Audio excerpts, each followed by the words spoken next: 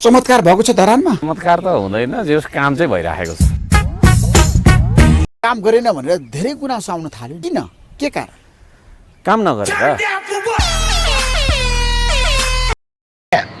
तपाईँ चाहिँ यति धेरै मान्छेलाई गाली गर्नुहुन्छ, यति धेरै लेख्नुहुन्छ, यति धेरै बोल्नुहुन्छ, किन यसो गरे? गाली त मैले कहिले पनि गरेको छैन। यसो चाहिँ बालनले देख्नु भएन छैन? खाली कालो चस्मा लाउनुहुन्छ, यति राख्नुहुन्छ होला के? मैले प्रश्न सोध्नुभयो भन्दा गाली त्यो हर्क सम्मानलाई किन गाली गरेको भनेर लेखेर हुन्छ? यो चिज हो क्या, मान्छेले यो नेपाली समाजले गाली भने के हो भन्ने नै बुझाएको छैन। तपाईँलाई चाहिँ नि होइन ऊ त्यहाँ गएर फसाइदियो भने र फेरि गाई जात्रा देखाउनु पनि सिंहदरबारभित्र जात्रा थिएन, त्यो उहाँहरूका ध्यान आकर्षण गराएको। प्रधानमन्त्रीलाई खानेपानी मन्त्री उपहार दिनुपर्ने, गाग्री लिएर आउनु पर्ने कारण के? यो गाग्री तपाईँले किन ल्याउनु हो? सिलाबरे गाग्री थियो। तपाईँले त्यो गाग्री कसलाई उपहार दिन ल्याउनु भएको थियो? के अरे उपहार त अब नेपाल सरकारलाई नै।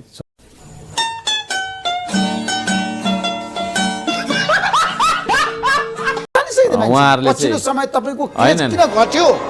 क्रेज मेरो क्रेज त अहिले त माथि हो, माथि कहाँ हो, माथि हो, माथि कहाँ हो, तपाईँले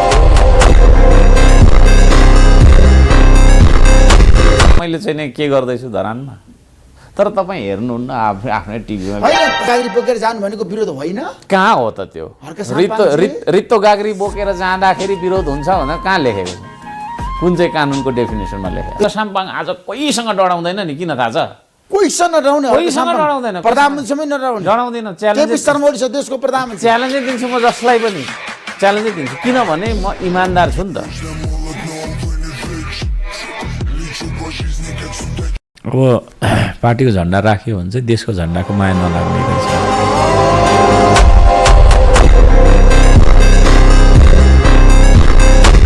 यो देशको युवाले बुझ्यो, नेपालीले बुझ्यौँ त हामीले बुझेनौँ होइन। यो देशको प्रकृतिलाई नै बुझ्न नसक्ने मान्छेले होइन हामीले के उत्पादन गर्नु?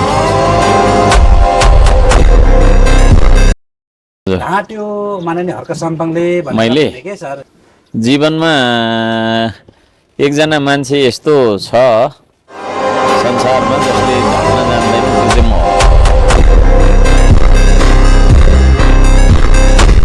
सरकारको चाहिँ अहिले कस्तो खालको चाहिँ मैले यस्तो देख्दैछु भने आन्दोलनकारीलाई नै फेरि पक्रिने भन्ने खालको कुराहरूमा आइरहेछ क्या। त्यसो गऱ्यो भने त जेनजी पुस्ता भन्नुको मतलब त त्यो अब लाखौँलाई अब पक्रिने होला। जेल कत्रो बनाउनु एउटा पुस्ता।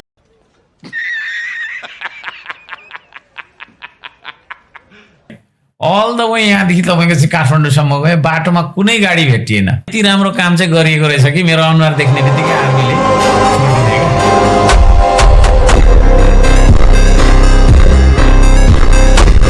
चुनाव चिन्ह माटोमा भोट लाउन चाहन्छन् भन्नुहोस् न? होइन, शरम संस्कृत पार्टी र अरू पार्टीहरूको बिच, नयाँ पार्टीको बिच त छ। अरू पार्टीमा भिजनै छैन क्या।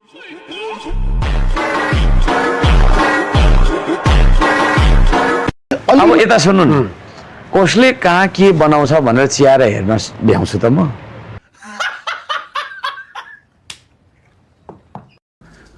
नेपाली हो, नेपाली समय हो, 2 बजीको बैठक 3 बजी जाँदा पनि हुन्छ, 4 बजी जाँदा पनि हुन्छ, जे गर्दा पनि नेपाल हो, नेपाली हो भन्ने खालको जुन भाष्य हामीले मनमा लिएर बसेका छौँ।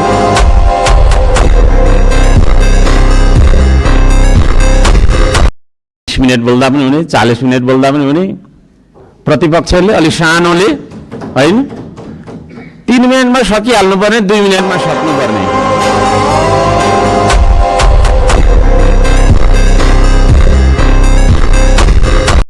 अध्ययन नगरी हतार हतार सरकारले ल्याएका कार्यक्रमहरू लागू गर्नु हुँदैन। कुनै निर्णय गर्नु अघि तपाईँको प्रतिपक्षी दलहरूसँग सल्लाह गरेर सबै पक्षको उचित सल्लाह लिएर चाहिँ सरकार अघि बढे। निर्णय गर्दै पछि हट्नुपर्ने नियतिबाट होइन सरकार बच्न सक्दछ।